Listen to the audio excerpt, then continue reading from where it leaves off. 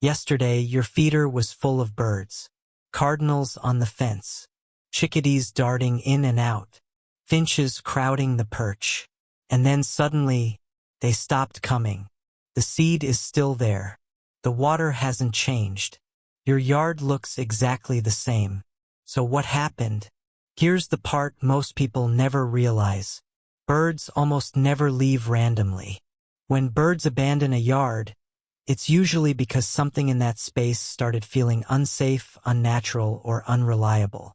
And sometimes, it's something small you've been doing for years without noticing. Welcome back to the Silent Bird Signal. Today, we're going through 8 quiet mistakes that slowly drive birds away from your yard, often without you realizing it. Some of these mistakes make birds uncomfortable. Some make them afraid. And one of them can make an entire neighborhood of birds avoid your yard completely. But once you understand how birds actually see your space, you can change it surprisingly fast. And in many cases, bring them back. Stay until the end because the final reason is the one that matters most. It's not about feeders. It's not about seed. It's about trust. Your feeder feels like a trap. To you, the feeder looks perfect. To a bird, it might feel like the most dangerous place in the yard. Most people place feeders where they can easily enjoy them, in the middle of the lawn, outside the kitchen window, out in the open where birds are easy to see. But birds don't care about the view. They care about survival. Every time a bird approaches a feeder, it runs a rapid threat calculation. Where can I escape? Where can I hide? How exposed am I right now? If the answer is nowhere, the bird remembers. A feeder surrounded by open grass leaves birds vulnerable to hawks, cats, and sudden movement. Even if nothing bad actually happens there, the exposure alone creates stress. And stressed birds stop returning. That's why birds naturally prefer feeders near shrubs, hedges, or trees, close enough to reach cover in seconds, but not so close that predators can hide underneath. Watch a cardinal sometime. If it lands cautiously on a distant branch before approaching your feeder, it's testing the safety of the area first. If it keeps hesitating day after day, your yard hasn't earned its trust yet. The fix is simple. You don't need a bigger feeder. You don't need expensive seed. You just need to make the yard feel safer. Move the feeder closer to natural cover. Add a shrub nearby. Create a clear escape route. Because the moment birds feel they can survive in your yard, they start acting like they belong there. The seed you're using is quietly driving them away. Most bird seed looks good to humans. Bright colors, different grains, big bags with pictures of cardinals and finches on the front. But birds see those mixes very differently. A lot of cheap bird seed is filled with milo, red millet, cracked oats, and other low-quality filler seeds that many backyard birds barely touch. So what happens? The birds dig through the feeder searching for the few seeds they actually want, then leave the rest behind. Over time, they stop checking entirely. Not because your yard is bad, because the food isn't worth the risk. Birds burn enormous amounts of energy every day just staying alive, especially in winter. Every visit to a feeder is a calculation. Is this place reliable enough to spend energy flying to? And if the answer keeps becoming not really, they start feeding somewhere else. The difference one seed can make is honestly shocking. Black oil sunflower seed attracts more backyard species than almost anything else. Cardinals love it. Chickadees depend on it. Nuthatches, finches, woodpeckers, they all recognize it immediately as high-value food. Safflower works especially well for cardinals while discouraging aggressive house sparrows. Sometimes the reason your feeder feels empty has nothing to do with birds disappearing. They simply found a better restaurant nearby. And once birds decide another yard is more reliable than yours, winning them back takes time. Your yard feels too loud even when you think it's quiet. There's a reason birds suddenly stop landing the moment a door slams. To you, it's just noise. To them, it's uncertainty. And birds can live around noise. What they struggle with is unpredictability. A cardinal can adapt to a barking dog if the barking happens every afternoon. A chickadee can learn the sound of your garage door. They even learn your footsteps. But sudden movement? Sharp metallic sounds? Children running directly toward the feeder? A chair scraping across the patio? Those things trigger the same survival response as a predator attack. Because wild birds survive by predicting patterns. The safer a place feels, the more predictable it becomes. That's why birds often disappear after backyard parties, landscaping work, or even a few chaotic mornings outside. Not forever. Just long enough to decide your yard no longer feels stable. Researchers studying urban birds found something fascinating. Birds don't simply measure danger. They measure interruption. A feeder can contain perfect seed and fresh water, but if the environment constantly breaks their feeding rhythm, they eventually feed somewhere else. And here's the part most people never notice. The birds that trust your yard the most usually arrive during the quietest window of the day. Early morning, right after sunrise. That first hour matters more than almost any other time. Because after a long night, birds are low on energy and urgently need safe calories. If your yard feels calm during that window, they remember it. If it feels chaotic, they remember that too. This is why some yards always seem alive, with birds, while others stay strangely empty even with multiple feeders. The birds are choosing based on emotional safety, not just food. And emotional safety for a bird means this. Can I relax here for 30 seconds without something exploding into motion?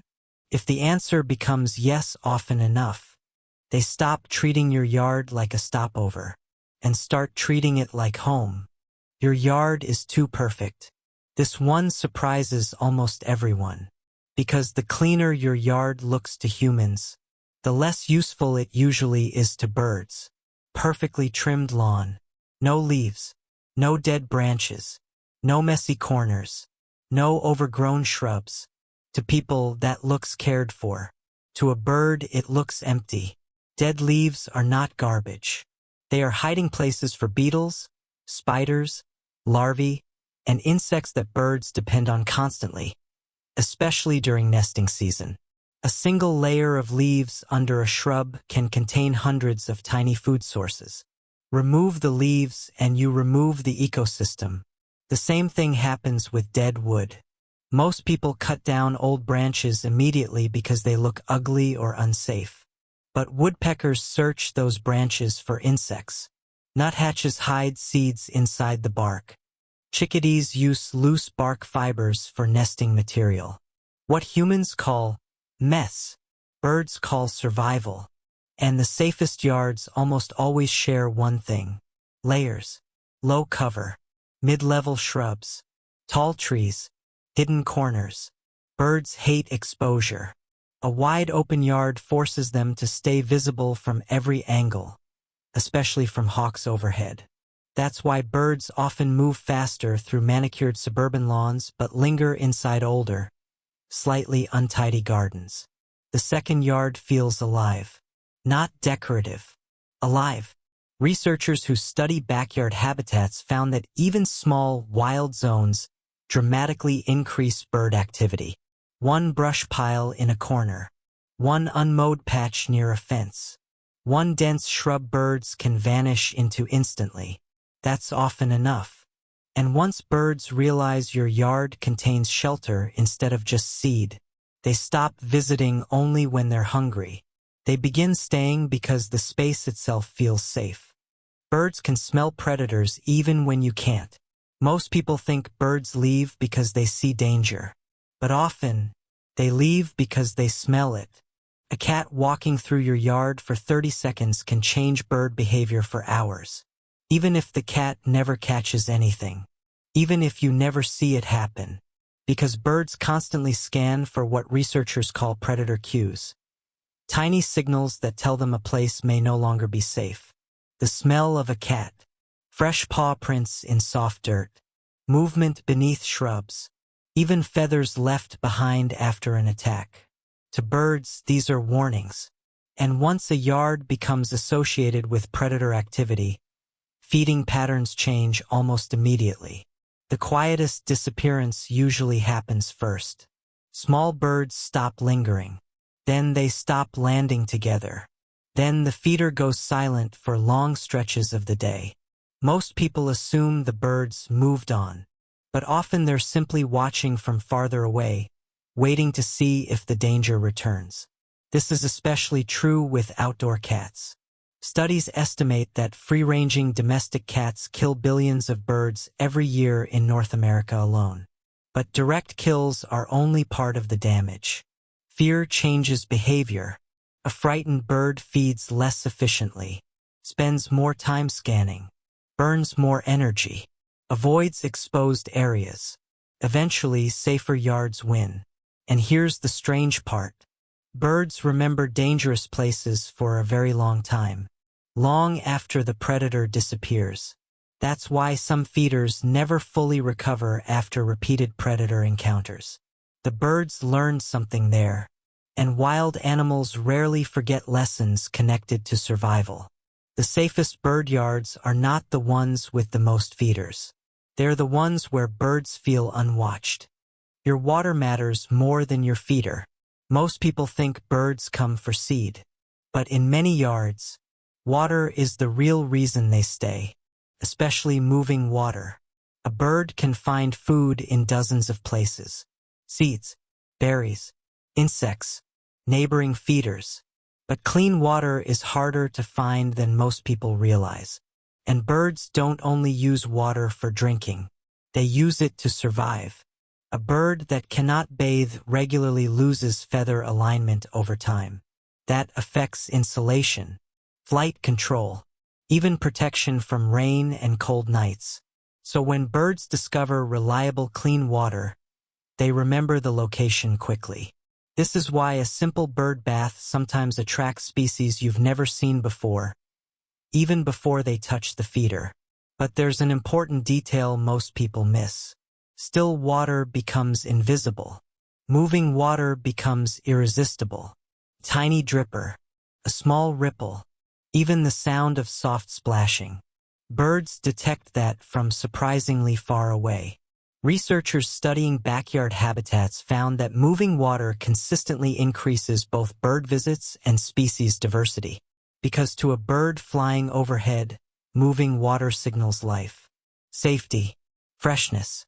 And unlike feeders, water works in every season. Summer heat, migration periods, dry weeks, even winter if the water stays unfrozen. Some birds may stop using your feeder temporarily when natural food becomes abundant, but they still return to the water. And when they keep returning to the same water source, they slowly build familiarity with the entire yard around it. That's how many bird relationships begin. Not with food, with trust. The birds remember you more than you think. At first, every bird treats you like a threat. That's normal. You are larger, louder, and unpredictable. But something changes after enough quiet mornings together. The bird stops flying away immediately. Then it waits on a nearby branch instead of leaving completely. Then one day, keeps eating while you stand only a few feet away. That moment feels small to us. To a wild bird, it's enormous. Because birds do not casually lower their guard. Research on bird cognition has shown that many species can recognize individual humans, not just humans in general, but specific people. They learn your routines, your walking speed, your voice, even the sound of your door opening. A resident cardinal may react calmly to you and panic when a stranger enters the same yard. Not because the bird became tame, because it learned you specifically are safe. And trust in the wild is built differently than trust between humans. It isn't emotional first. It's statistical. You appeared hundreds of times, and nothing bad happened. So the bird adjusted its survival calculation. That's why consistency matters so much. Filling the feeder regularly, moving calmly, keeping the yard predictable. Birds notice patterns better than most people realize. And eventually, your presence itself becomes part of the territory. Not an interruption, part of the map. That's when your yard stops feeling like a feeding station and starts becoming something far more unusual. A place wild creatures have decided they can live beside you safely. One day they bring their young. This is the moment that changes everything. Because birds do not bring babies into places they do not trust. Parent bird can survive a mistake. A fledgling usually cannot. So when young birds appear in your yard for the first time, awkward, fluffy, clumsy, fluttering their wings for food, you are seeing the strongest possible proof that your yard has become home. Not a feeding stop, not a temporary shelter. Home. You'll recognize fledglings immediately once you know what to look for. Young cardinals look softer and duller than the adults. Their tails seem too short. Their movements feel uncertain. Young robins are covered in spots. Young blue jays appear smoky gray before their colors fully sharpen. And they all share the same behavior. They stay close to the parents, watching, learning, following every movement. What branch is safe? Where danger usually comes from? Where food appears reliably? Where water can be trusted? The parents are teaching geography, teaching survival, teaching memory, and they chose your yard as the classroom. That decision is not accidental. By the time fledglings arrive, the parent birds have already spent weeks evaluating your space. The noise levels, the predators, the shelter, the feeding patterns, even you, everything passed the test. That's why this moment feels strangely emotional for so many people. Because deep down you realize something important. These birds didn't just visit your yard. They built part of their future there. One day, the feeder is empty. And one morning, they don't come. Not because the seed is gone. Not because the season changed. But because something about the yard changed first. Birds leave quietly. Trust fades quietly too. Visit by visit. Morning by morning. Until eventually the feeder is still full. And the sky feels empty. That's when most people realize something they never understood before.